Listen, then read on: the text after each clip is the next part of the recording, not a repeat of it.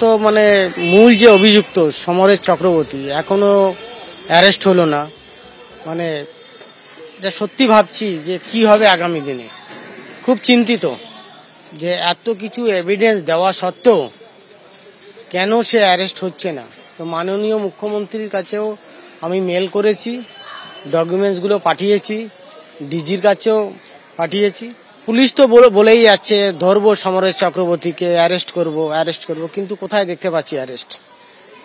ঠিক আছে, যত সময় না অ্যারেস্ট হচ্ছে তত সময় আমি খুব চিন্তিত বা আতঙ্কের মধ্যেই আছি। হ্যাঁ, আতঙ্ক তো থেকেই যাচ্ছে, যেহেতু দেখতে পাচ্ছি যে কত বড় প্রভাবশালী ব্যক্তি যাকে এখনো পর্যন্ত অ্যারেস্ট করা গেল না। পুলিশ বলছে যে আমরা চেষ্টা করেই যাচ্ছি।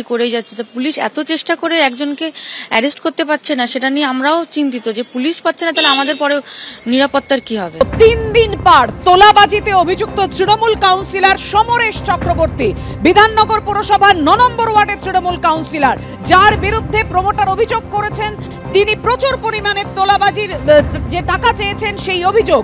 এবং সেই কাউন্সিলর সে কোথায়, সব থেকে বড় প্রশ্ন এখনো, কারণ 3 দিন পেরিয়ে গিয়েছে। গতকাল 24 ঘন্টার ডেডলাইনে নোটিশ ঝুলিয়েছিল তার ফ্ল্যাটে, সমন চলানোর পরও এখনো অধরা তৃণমূল কাউন্সিলর সমরেশ চক্রবর্তী। এমনকি আলিপুরদুয়ারের চিলাপাতায় নিখোঁজ কাউন্সিলরের খোঁজে রিসর্টে তল্লাশি পর্যন্ত চলে। কোন রকম কোন সূত্র সন্ধান কি পুলিশ পেয়েছে? কথা বলবো, আমাদের সঙ্গে রয়েছেন আমাদের প্রতিনিধি পার্থ প্রতিম ঘোষ। পার্থ, এখনো পর্যন্ত তৃণমূল কাউন্সিলরের কোনো খোঁজ পেল না পুলিশ? 3 দিন পেরিয়ে গেল যে বিলাসবহুল রিসর্টের তল্লাশি আজকে চালালো পুলিশ, কোন সূত্র পেয়েছে? দেখো, বাগুইহাটি থেকে শুরু করে একেবারে উত্তরবঙ্গের চিলাপাতা ফরেস্টে রিসর্ট, সেই রিসর্টে তল্লাশি, সেই তল্লাশির পরেও কিন্তু 3 দিন পেরিয়ে গেল। তোলাবাজিতে অভিযুক্ত, খুনের চেষ্টা ঘটনায় অভিযুক্ত, অস্ত্র আইনে অভিযুক্ত কাউন্সিলর, বিধাননগর মিউনিসিপাল কর্পোরেশন 9 নম্বর ওয়ার্ডের কাউন্সিলর সমরেশ চক্রবর্তীর কোনো রকমভাবে কোনো কিন্তু হদিশ পুলিশ পায়নি। 3 দিন হয়ে গেল। এই হদিশ না পাওয়াতে ইতিমধ্যে যিনি আক্রান্ত প্রমোটার বা পরিবারের তরফ থেকে যেটা বলা হচ্ছে সেটা হচ্ছে তারা কিন্তু এই গ্রেপ্তারি কেন হচ্ছে না সেটা নিয়ে তারা প্রশ্ন তুলছেন। আজকে কিছুক্ষণ আগে দুপুরবেলা যে ছবি আমরা দেখতে পাই, দর্শকরা দেখতে পাচ্ছি, সেটা হচ্ছে আলিপুর দুয়ারের চিলাপাতা ফরেস্ট এবং জঙ্গলের মধ্যে আজকে পুলিশ হানা দেয়।